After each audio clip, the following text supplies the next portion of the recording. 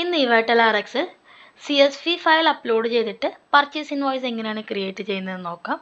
അതിനുവേണ്ടി പുതിയ purchase page open ചെയ്തിട്ടുണ്ട്. ഇവിടെ നമുക്ക് ഡിസ്ട്രിബ്യൂട്ടറിൻ്റെ പേര് നമ്മൾ ആഡ് ചെയ്യും. നമുക്കിപ്പോൾ ഇവിടെ റിക്വസ്റ്റ് CSV എന്നുള്ളൊരു ഓപ്ഷൻ കാണും.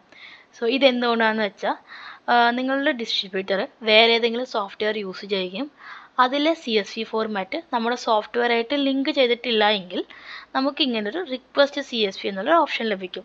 സോ ഇങ്ങനെ നമുക്ക് വരുമ്പോൾ ആദ്യം ആ ഫയൽ ഒറ്റ തവണയായിട്ട് നമുക്ക് നമ്മുടെ സോഫ്റ്റ്വെയറായിട്ട് ലിങ്ക് ചെയ്യണം.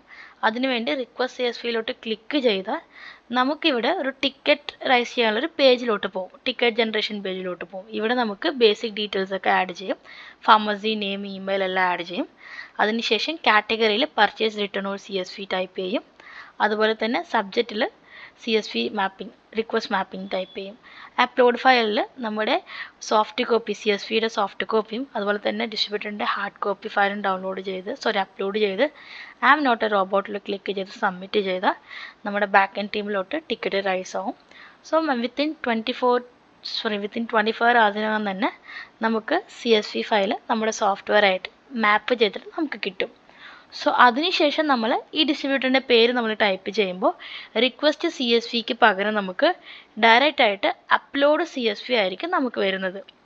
സോ ഇതാണ് നമ്മൾ CSV അപ്ലോഡ് ചെയ്യുന്നുള്ള ആദ്യത്തെ പ്രോസസ്സ്. ഇപ്പോൾ നമ്മുടെ ഡിസ്ട്രിബ്യൂട്ടറുടെ CSV ഫയൽ ഓൾറെഡി നമുക്ക് ലിങ്ക്ഡ് ആണെങ്കിൽ നമുക്കിവിടെ ഡയറക്റ്റായിട്ട് തന്നെ അപ്ലോഡ് ചെയ്യാൻ പറ്റും. അതിനായിട്ട് നമ്മളൊരു ഡിസ്ട്രിബ്യൂട്ടറിൻ്റെ പേര് ഇവിടെ ടൈപ്പ് ചെയ്യും.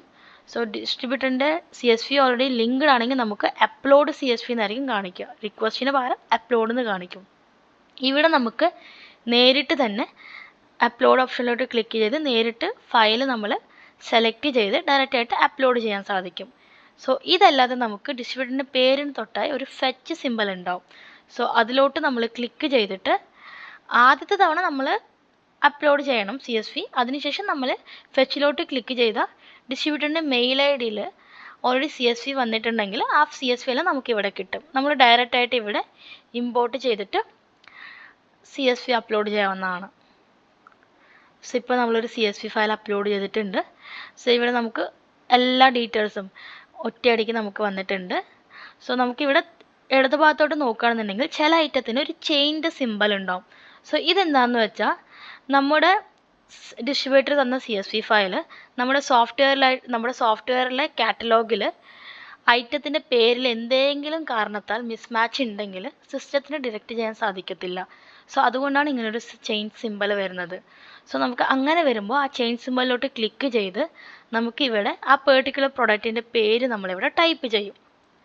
സോ ടൈപ്പ് ചെയ്യുന്ന നേരം ഇൻ കേസ് നിങ്ങൾ സെർച്ച് ചെയ്യുന്ന പ്രൊഡക്റ്റ് നമ്മുടെ സോഫ്റ്റ്വെയറിൽ ഉണ്ടെങ്കിൽ നമുക്ക് സിസ്റ്റം തന്നെ ഇവിടെ കാണിച്ചു തരും. സോ അതിൻ്റെ മാനുഫാക്ചറർ നെയിമും അതുപോലെ തന്നെ പാക്കേജിങ് നമ്മൾ ചെക്ക് ചെയ്തതിന് ശേഷം നമ്മളിവിടെ മാപ്പിൽ ക്ലിക്ക് ചെയ്യും. എന്നിട്ട് കൺഫേം ചെയ്യണം. ഓർക്കുക, നമ്മൾ ഒരു തവണ മാപ്പ് ചെയ്ത് കഴിഞ്ഞാൽ ഇത് ഇറിവേഴ്സിബിൾ ആണ്. തിരിച്ച് നമുക്ക് വീണ്ടും റിവേഴ്സ് ചെയ്യാൻ പറ്റത്തില്ല. അത് കാരണം മാപ്പ് ചെയ്യുമ്പോൾ പാക്കേജിങ്ങും മാനുഫാക്ചറും കറക്റ്റായിട്ട് ചെക്ക് ചെയ്ത് മാപ്പ് ചെയ്യുക.